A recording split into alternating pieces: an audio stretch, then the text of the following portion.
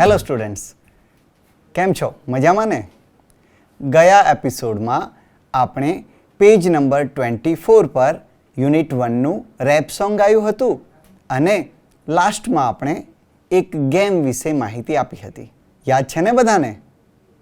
Activity 2C, જેમાં helpline આપેલી છે અને એ એક્ટિવિટી આપણે કરી હતી અને કેટલાક સેન્ટેન્સીસ પણ મેં તમને કહ્યા હતા. યાદ નથી? ચાલો એકવાર આપણે ફરીથી એ જોઈ લઈએ. અહીંયા હું તમને કેટલાક સેન્ટેન્સીસ બતાવું છું. એવા સેન્ટેન્સીસની ચીટ બનાવવાની છે, એટલે કે ચિઠ્ઠી બનાવવાની છે અને પછી તમારે ગેમ રમવાની છે. અને 4 ન્યૂ વર્ડ્સ મેં તમને શીખવ્યા હતા, એ પણ આપણે જોઈ લઈએ ઝડપથી. આપણી પાસે 4 ન્યૂ વર્ડ્સ છે, એટલે કે નવા શબ્દો છે. ઇન, ઓન, અંડર અને નિયર, જે આપણે ગયા અંકમાં જોયા હતા. એનો ઉપયોગ પણ આપણે ઝડપથી જોઈ લઈએ. અહીંયા તમે જુઓ કે પેન જે છે એ બોક્સની અંદર છે, તો આપણે એવું સેન્ટેન્સ બનાવીશું કે the pen is in the box. એટલે કે ઇનનો ઉપયોગ જ્યારે વસ્તુ અંદર હોય, એટલે કે માં હોય, ત્યારે ઇન વપરાય છે. The pen is in the box. એવી જ રીતે બીજા શબ્દની વાત કરીએ તો અહીં તમે જુઓ તો ટેબલ પર એક બોલ છે, એટલે કે the ball is on the table. The ball is on the table. જ્યારે કોઈ વસ્તુ બીજી વસ્તુ પર અડકીને મૂકેલી હોય અથવા તો રહેલી હોય ત્યારે ઓન વપરાય છે. એના પછીનો ત્રીજો શબ્દ હતો અંડર. અહીંયા તમે જુઓ તો બુક એ ટેબલની નીચે તમને જોવા મળે છે, એટલે કે the book is under the table. અને છેલ્લો શબ્દ હતો નિયર. અહીં તમે પિક્ચરમાં જુઓ તો ટેબલ અને ચેર બંને પાસે છે, એટલે કે the chair is near the table. આ 4 પ્રિપોઝિશનની મદદથી આપણે ચીટ બનાવવાની છે અને રમત રમવાની છે. યાદ છે ને? અને યાદ ન હોય તો હેલ્પલાઇન આપણે વાંચી લેવી. આજે આપણે આવી જ મજાની પ્રવૃત્તિઓ કરવાની છે. તો બધા તૈયાર છો ને? તો આપણી ટેક્સ્ટ બુકમાં પેજ નંબર 27 પર એક્ટિવિટી 3A આપેલી છે. હા, જલ્દી આપણી પુસ્તક ખોલીશું અને એમાં આપણે ફટાફટ એક્ટિવિટી શોધીશું. એક્ટિવિટી 3A તમારા શિક્ષકની મદદથી વાંચો. અહીં તમને આવું પિક્ચર જોવા મળે છે. દેખાય છે ને બધાને આ પિક્ચર? આ પિક્ચરમાં શું છે?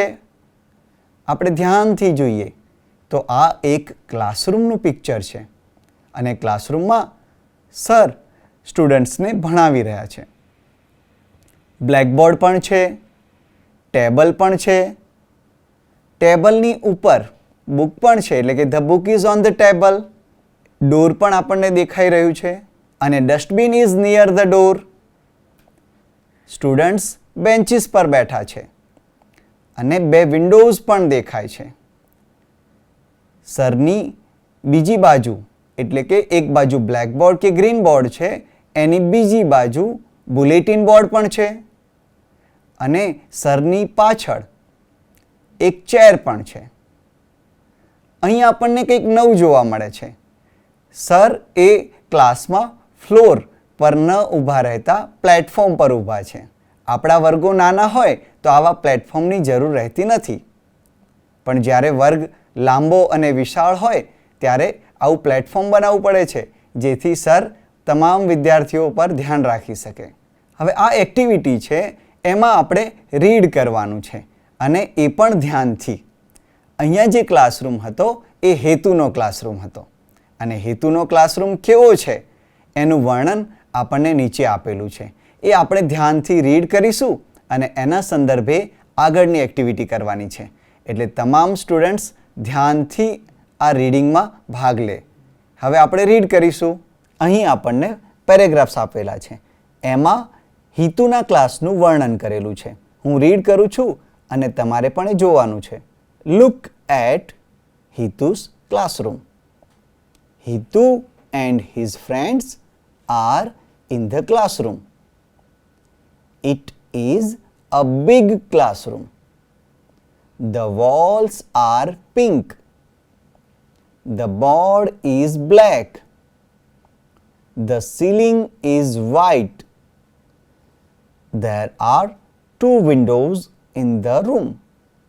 The window frames are brown. The doors are brown too. The floor is clean.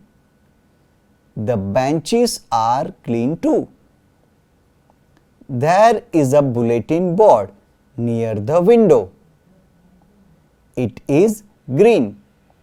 There are pictures on it. Hitu is on the first bench. There is a platform in the classroom. The teacher's table is on the platform. The chair is near the table.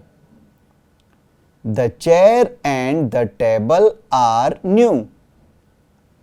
There is a book on the table. The book is very thick. It is a dictionary. The teacher is near the blackboard. There is a chalk stick in his hand. The chalk stick is white. There is a cupboard near the blackboard. There are storybooks in the cupboard. There is a dustbin in the classroom. It is near the door. Hitu's classroom is clean and airy. તો આપણે આ paragraph read કર્યો. એમાં હિતુના ક્લાસનું વર્ણન હતું. એની wall pink હતી. અહીંયા આપણી પાસે બ્લેક એન્ડ વ્હાઇટ પિક્ચર છે એટલે વોલ આપણને પિંક લાગી નહીં, પણ આપણને યાદ રાખવાનું છે કે વોલનો રંગ કેવો છે? પિંક છે. હવે આ બરાબર આપણે ધ્યાનથી જો સાંભળ્યું હોય તો આપણને એના આધારિત એક્ટિવિટી 3B એટલે કે તમારું પેજ ટર્ન કરશો ત્યાં એક્ટિવિટી 3B આપેલી છે. એક્ટિવિટી 3Bમાં ફકરામાં આવેલ શબ્દો નીચે લીટી કરો એવી સૂચના આપણને આપી છે. હવે ફકરામાં આવેલ શબ્દો એટલે કે આખો ફકરો આપણે જોઈએ તો પહેલો શબ્દ છે પ્લેટફોર્મ. હવે પ્લેટફોર્મ શોધવા માટે આખો ફકરો વાંચવાનો, પછી બુલેટિન બોર્ડ શોધવા માટે આખો ફકરો વાંચવાનો. આવી રીતે કરીએ તો ખૂબ જ ટાઈમ આપણો જાય. એના કરતાં આપણે ગ્રુપમાં જો કામ કરીએ તો ખૂબ જ સરસ રીતે થઈ શકે છે. એટલે જ્યારે પણ આપણે ભેગા મળીએ બધા જ મિત્રો, ત્યારે બધા મિત્રો 1 કે 2 વર્ડ લઈ લે અને ફટાફટ શોધી અને એકબીજાને બતાવે, અથવા તો ડાયરેક્ટ એમની બુકમાં લખી અને આન્સર્સ એકાબીજાને બતાવે. હવે આપણે શું કરવાનું છે અહીંયા એ જોઈએ. તો અહીંયા આપણને જે શબ્દો આપેલા છે platform, bulletin board, fan, pen, એ આપણે એકવાર રીડ કરીશું અને પછી પેરેગ્રાફમાંથી આપણે શોધીશું. તો હું જે શબ્દ બોલું એ તમારે ધ્યાનથી જોવાનો પણ છે ટેક્સ્ટ બુકમાં તમારી, અને એને ફરીથી બોલવાનો પણ છે. Platform, bulletin board, fan, pen, window, roof, pink board, cupboard, near, tube light, ceiling, pencil box, yellow, bench, door, picture book, bell, green, brown, old, storybook, school, small, frame, kite, blackboard, teacher અને big. આ જે શબ્દો આપણે read કર્યા એમાંથી હવે નીચેના કોષ્ટકમાં આપણે વિગત ભરવાની છે. એટલે કે આ શબ્દો પૈકી ફકરામાં આવેલ શબ્દો અને ફકરામાં ન આવેલ શબ્દો આપણે શોધી અને અહીં લખવાના છે. તો ખ્યાલ આવી ગયો ને વિદ્યાર્થી મિત્રો? હવે આપણે પહેલો વર્ડ એટલે કે પ્લેટફોર્મ એને આપણે શોધીશું. એના માટે ફરીથી પેજ નંબર 27 પર જોઈએ. હવે આપણે પ્લેટફોર્મ વર્ડને શોધીશું. તમે પણ ઝડપથી શોધો.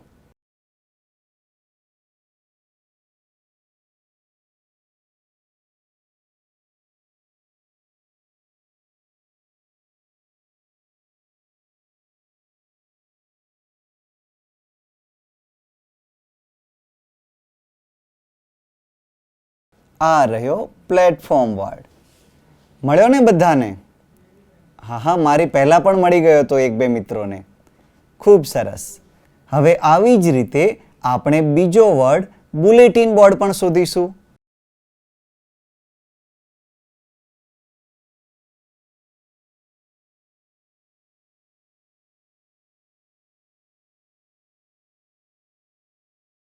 આ રહ્યું બુલેટિન બોર્ડ. મળી ગયું ને બધાને? એને અંડરલાઈન પણ કરી દઈએ. હવે આપણે થર્ડ વર્ડ એટલે કે ત્રીજો શબ્દ આપણે શોધીએ. ત્રીજો શબ્દ આપણો છે ફેન.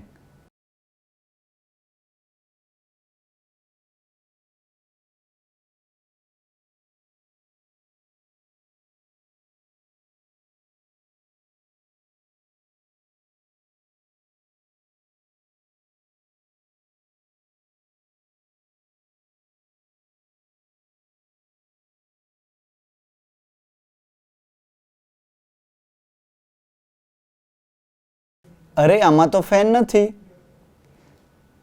તો ફેન જે છે એ આપણા જમણી બાજુના ભાગમાં એટલે કે ફકરામાં ન હોય એવા શબ્દોમાં આપણે નોંધવાનું રહેશે.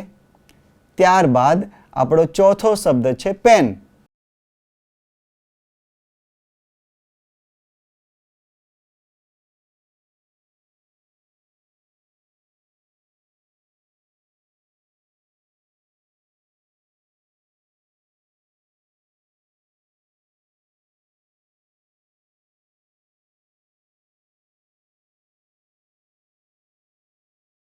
પેન પણ નથી આપણી પાસે એટલે કે પેન પણ આપણે ફકરામાં ન હોય એવા શબ્દોની સાઈડ પર નોંધીશું. અહીં આપણે પેરેગ્રાફમાંથી 4 વર્ડ્સ આપણે શોધ્યા. એ પૈકી 2 વર્ડ્સ એટલે કે પ્લેટફોર્મ અને બુલેટિન બોર્ડ એ આપણને ફકરામાંથી મળ્યા, જેને આપણે ડાબી બાજુ નોંધ્યા.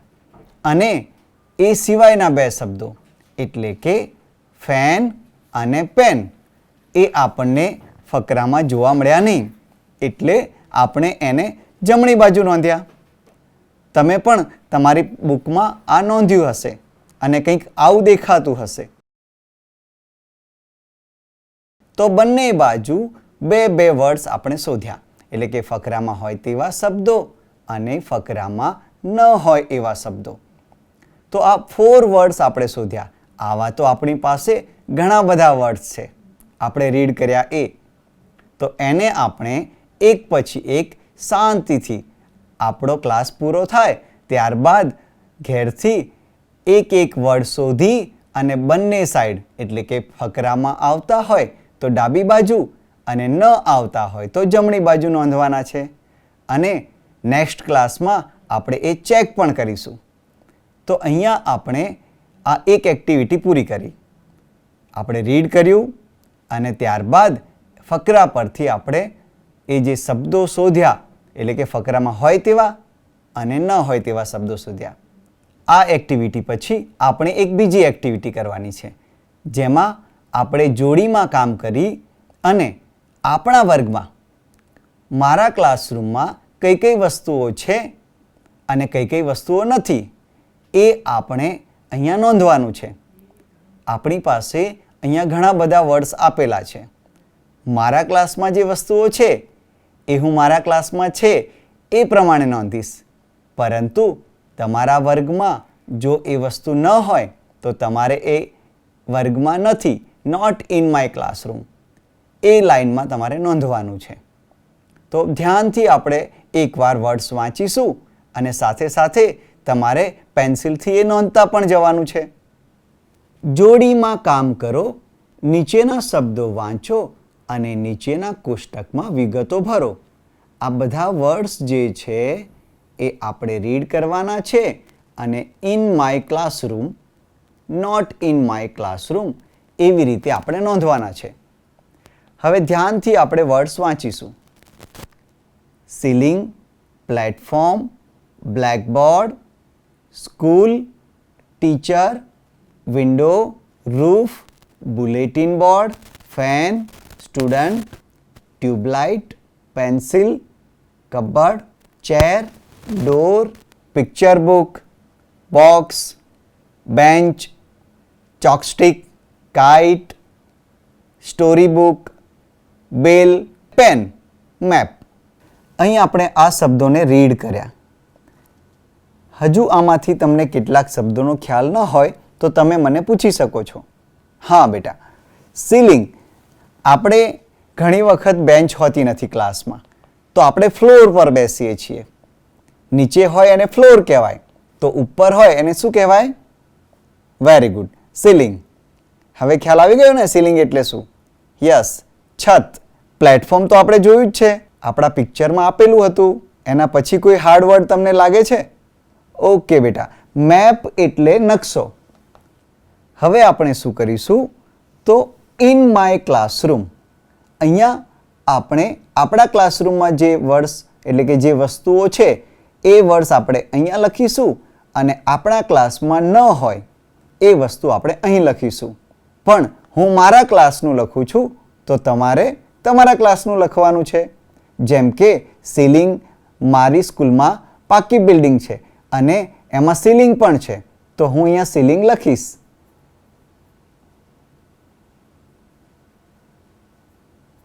એના પછી મારા ક્લાસમાં પ્લેટફોર્મ નથી, તો હું એ આ બાજુ લખીશ.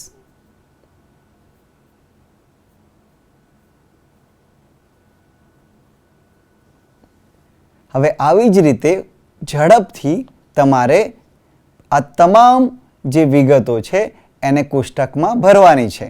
હું તમને ટાઈમ આપીશ, ત્યાં સુધી ફટાફટ લખવાનું છે. હા, અમુક મિત્રોએ તો અડધું ભરી પણ દીધું છે, એટલે ઝડપથી પતી જશે. તો તમારો ટાઈમ સ્ટાર્ટ થાય છે હવે.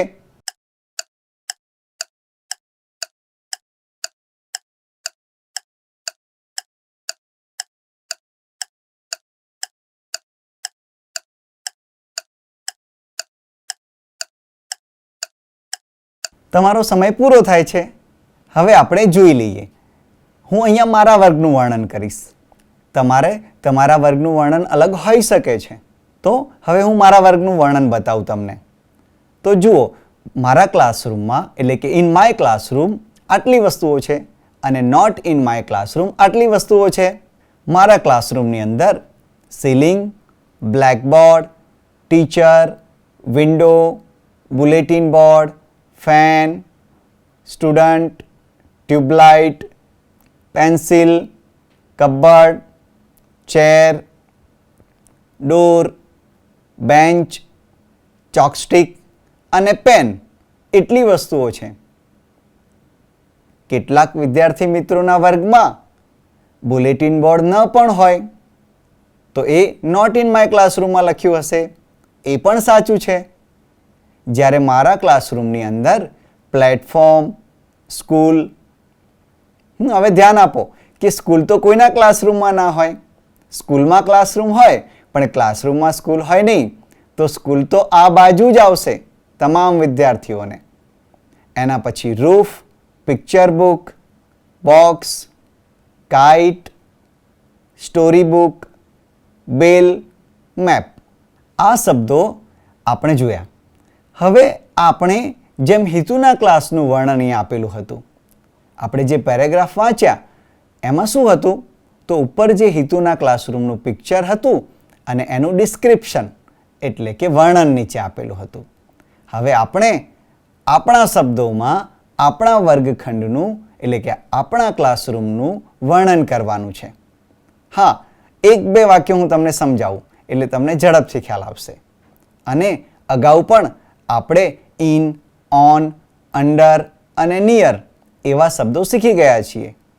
તો હવે આપણે પહેલો જે આપણો વર્ડ હતો ત્યાંથી શરૂ કરીએ કે વર્ગમાં કઈ વસ્તુઓ છે અને નથી. તો પહેલું સેન્ટેન્સ મારું એવું બનશે, There is a ceiling in my classroom. હવે અહીં તમે જુઓ કે અત્યાર સુધી આપણે એવું લખતા હતા કે the ceiling is in my classroom. પણ અહીંયા એક નવો શબ્દ આપણા પરિચયમાં આવે છે અને એ છે there. ધેરનો કોઈ મિનિંગ કરવાનો નથી હોતો, પરંતુ દર્શક તરીકે એનો ઉપયોગ કરવાનો થાય છે. આ ધેરને ઇન્ટ્રોડક્ટરી ધેર પણ કહેવામાં આવે છે. એટલે કે આપણે આજે ઇન્ટ્રોડક્ટરી ધેર પણ સમજીશું. અને પહેલો વર્ડ આપણો સીલિંગ હતો એટલે આપણું સેન્ટેન્સ એવું બન્યું કે there is a ceiling in my classroom. ખ્યાલ આવી ગયો ને? હવે બીજું વાક્ય આપણે જોઈએ. બીજું વાક્ય છે આપણું, there is no platform in my classroom. મારા ક્લાસરૂમમાં ઓનલી 30 સ્ટુડન્ટ્સ છે. તો ટીચર ઊભા હોય ત્યારે એમને બધા જ વિદ્યાર્થીઓ ક્લિયરલી દેખાય છે. એટલે મારા ક્લાસરૂમમાં પ્લેટફોર્મની જરૂર નથી. કદાચ તમારો ક્લાસરૂમ મોટો હોય તો ત્યાં પ્લેટફોર્મ હશે.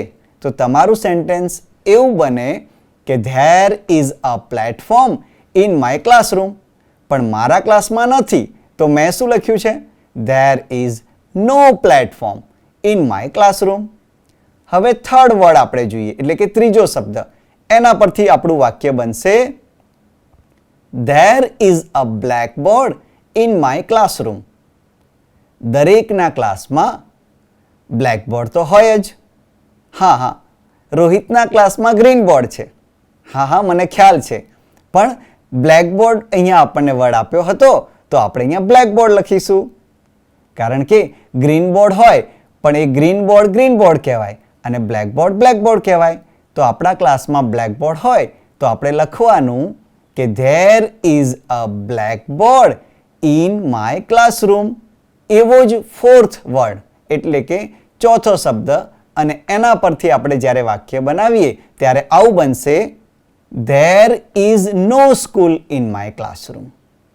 આ ફોર્થ સેન્ટેન્સ છે એ બધાનું કોમન રહેશે. એટલે કે સ્કૂલમાં ક્લાસરૂમ હોય પણ ક્લાસરૂમમાં સ્કૂલ હોય નહીં. તો આમ આજે આપણે એક્ટિવિટી 3A અને 3B જોયું. એમાં આપણે ગયા અંકની કેટલીક ક્રિયાઓ પણ જોઈ, જેમ કે ઇન, ઓન, અંડર, નિયર આ 4 પ્રેપોઝિશનના સેન્ટેન્સીસ પણ જોયા. અને ત્યારબાદ આપણે હિતુના ક્લાસ પણ જોયો અને હિતુનો ક્લાસ જોયા પછી આપણે એનું વર્ણન પણ વાંચ્યું. ત્યારબાદ આપણે હિતુના ક્લાસરૂમની વસ્તુઓ જે પેરેગ્રાફમાં છે એ અને પેરેગ્રાફમાં નથી એને અલગ અલગ પણ નોંધ્યું. એના પછી આપણે જોડીમાં કામ કરી અને આપણા ક્લાસરૂમમાં આપેલા વર્ડ્સ પૈકી કઈ વસ્તુઓ છે અને કઈ વસ્તુઓ નથી એ પણ નોંધ્યું. અને એના પરથી આપણે સેન્ટેન્સીસ પણ કેવી રીતે બને એ પણ આપણે જોયું. અને એક નવો આપણે શબ્દ શીખ્યા, ધેર. જ્યારે આપણે વર્ણન કરતા હોઈએ ત્યારે ધેરનો ઉપયોગ ખૂબ જ જરૂરી બને છે. જેમ કે there are 4 members in my family. There are 10 teachers in my school. There are 20 students in my classroom. There is a teacher near the chair. તો આવી રીતે thereથી આપણે ઘણા બધા વાક્યો બનાવી શકીએ. There is a tree near my school. આમ ધેરનો ઉપયોગ જ્યારે વર્ણનાત્મક બાબતો હોય ત્યારે એનાથી જો આપણે વાક્ય બનાવીએ તો આપણે જ્યારે એસે લખવાના થાય છે, એટલે કે જ્યારે આપણે નિબંધ લખીશું ત્યારે આપણને ખૂબ જ મદદરૂપ થશે. તો આશા રાખીએ કે તમને આજનો એપિસોડ ખૂબ જ ગમ્યો હશે. અને હા, એક એક્ટિવિટી કે જે આપણે અલગ કરવાના હતા શબ્દો, પેરેગ્રાફમાં આવેલા શબ્દો અને પેરેગ્રાફમાં ન આવેલા શબ્દો, એમાં માત્ર આપણે 4 શબ્દો નોંધ્યા છે. એટલે કે બાકીના જે વર્ડ્સ છે એ આપણે ઘેરથી એટલે કે એપિસોડ પૂર્ણ થાય પછી આપણે નોંધી લેવાના છે. તો આવતા એપિસોડમાં હોમવર્ક સાથે ફરી મળીશું. ત્યાં સુધી આવજો.